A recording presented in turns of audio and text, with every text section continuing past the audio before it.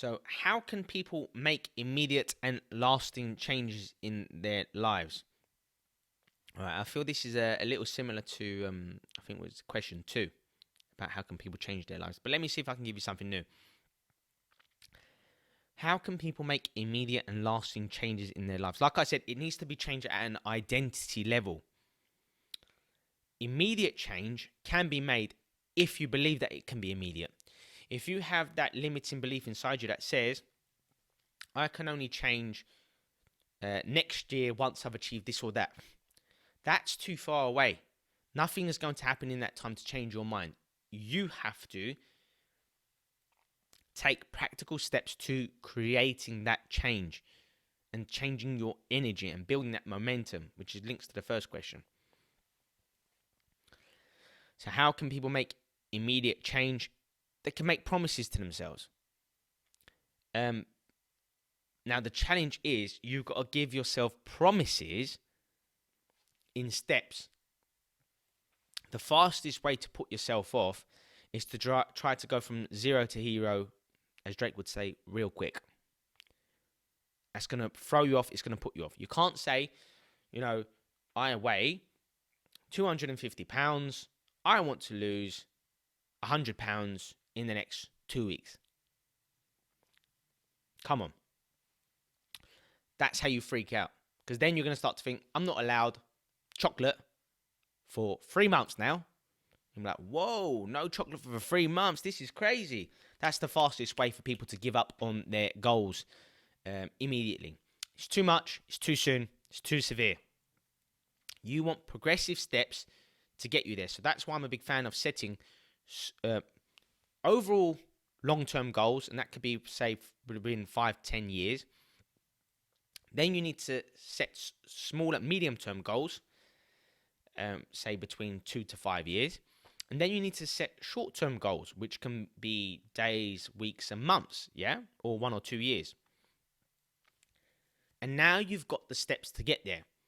And now you can measure the progress along the way. And it feels more attainable. It feels more possible. You're not putting yourself off by making it too drastic.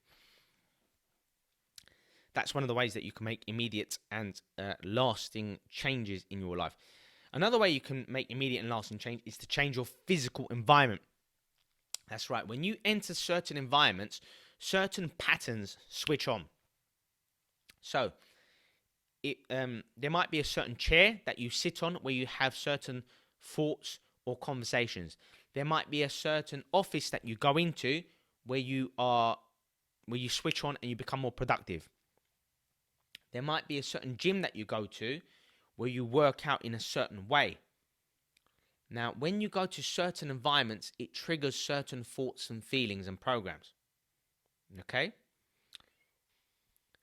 And now that you understand that certain environments and places evoke certain states within us and create certain streams of thinking and feeling in those particular states, if you want to make new changes and immediate changes in your life, change your physical environment.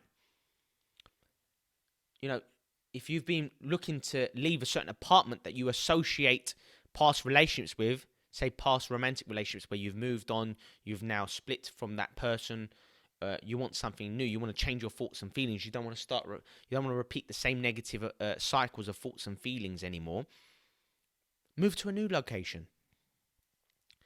If you live in an urban area within the city where there are lots of people, there are lots of things going on, and you want to be more peaceful, move to the countryside.